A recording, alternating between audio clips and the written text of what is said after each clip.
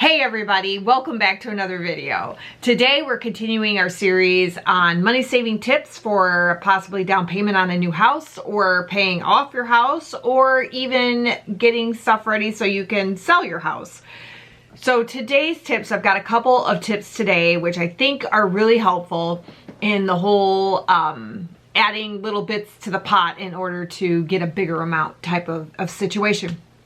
My first tip is to go through your closet and see if there's anything that's sellable that you can send into an online venue like ThredUp or swap.com.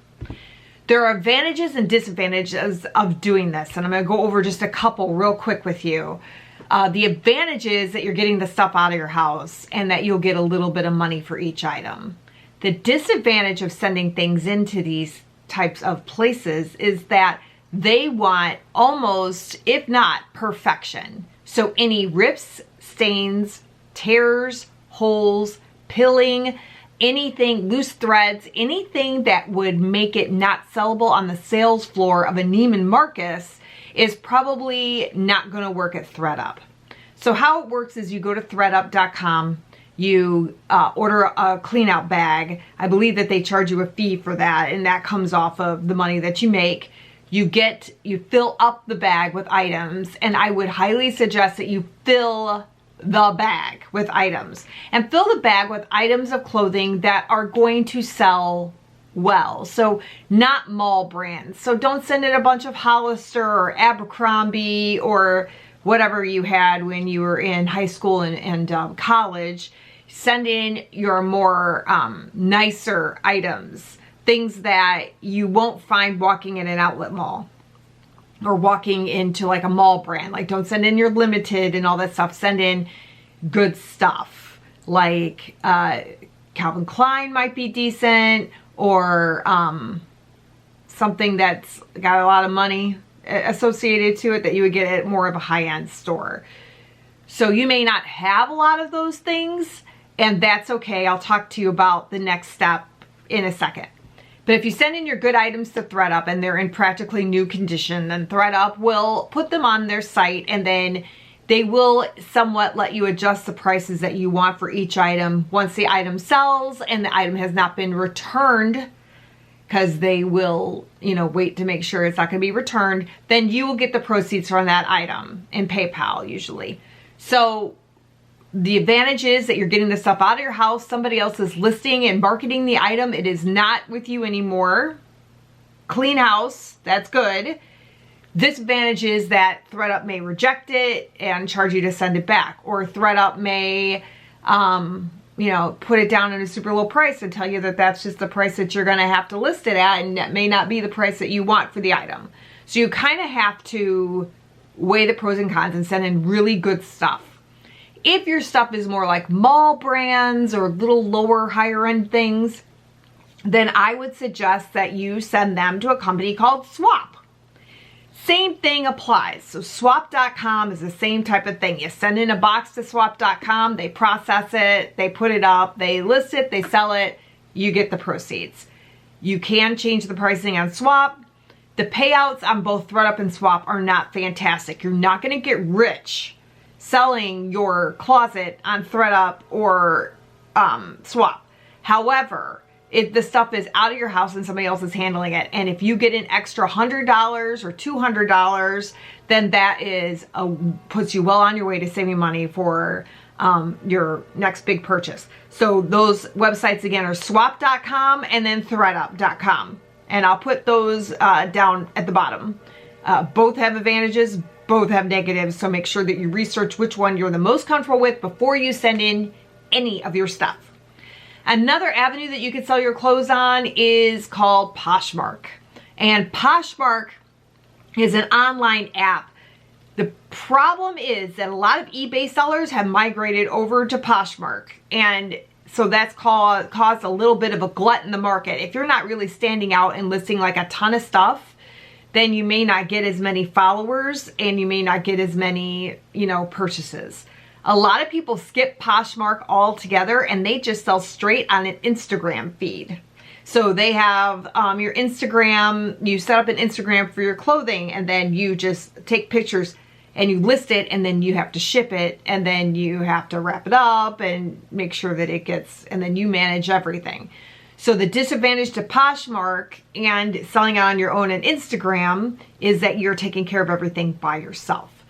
The other avenue, of course, there's two more sites that I know of that sell, that kind of are similar. And one is called Kidizen. It's Kidizen. And that is also a mobile app that you download, similar to Poshmark. It has a lot of moms on it because they are selling their baby clothes, but they've just opened it up to mama clothes. And I have sold a couple things on there for pretty decent amounts of money. So the people that shop at Kidizen usually are going to pay a little bit more than the people that shop at Poshmark and swap.com. Again, though, you have to handle the shipping, which is easy to do because the post office makes it super easy to create a label.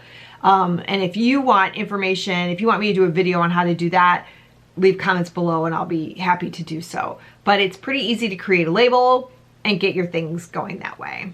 eBay is another very common thing, but I will tell you that unless your clothing items are really special, they are going to lag out there with all the other clothing items. Like I have probably 30 or 40 listings up right now, and one of them's been sitting 18 months, and I'm okay with it because I'm actually doing an experiment to see how long, like if it ever shows up in algorithms, if eBay either bumps it up ever or not. Now they're just sending me messages saying, revise your item, revise your item. Well, I'm just gonna let it ride and see what you guys do.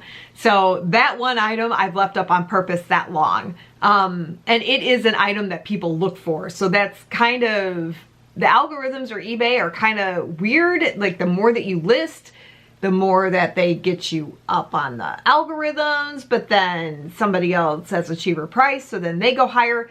You just never know where you are. And that's the tough thing about eBay. So if you have storage and time, and you feel confident in packing things in a poly bag that you can get at Office Max or Target or Amazon, I buy packs of poly bags, then those are the two avenues that are good for you to go.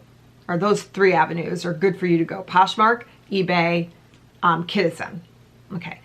So the other method that you can do to like gather some money pretty quickly is to have a rummage sale. Now, this is labor intensive if you do it the wrong way. The way that I suggest that people do rummage sales that I've talked to, because I have done estate sales and rummage sales for people in the past quite a bit.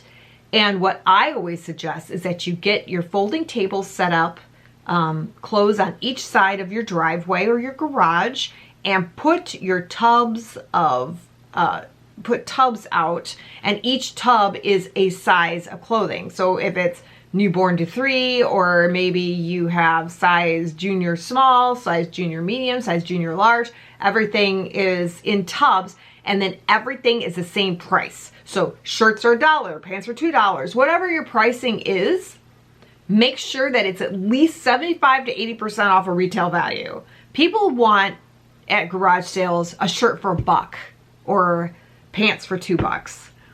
That's what they want. So if you're listing Old Navy pants for $4, I'm gonna walk by them all day. You know, because I can go to the thrift store on half off day and get Old Navy pants for $1. So why would I pay $4 at your rummage sale? You have to be really cognizant of what you're charging at your rummage sale. So I can do, if you're interested in that, then I can do another video on rummage sales and get that taken care of for you. I'm trying to think about what else that you need to do. The other thing that you can do, and the last thing I'm going to talk about, is flipping. And flipping is basically you're going to a thrift store, you're going to a rummage sale, you're going wherever has deals, a trunk sale, a boot sale, whatever you want to call it, and you are purchasing items, and then after you purchase those items, then you are flipping them for a higher cost on these sites that I just mentioned.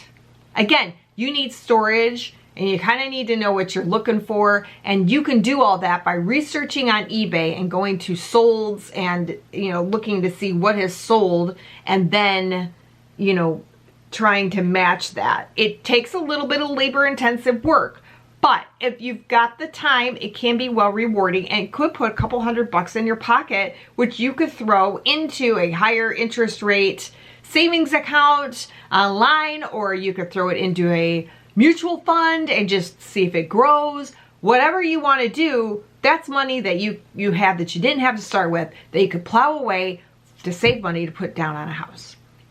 So those were my tips for today. I've got more tips coming, probably another video about other money saving tips and ways to earn a couple extra dollars for you to put down money to save for a house. So if you have any other money saving tips that I don't know about, or if you know how I can stop doing this with my hands constantly in every video, let me know below in the comments, and we will see you next time for another video.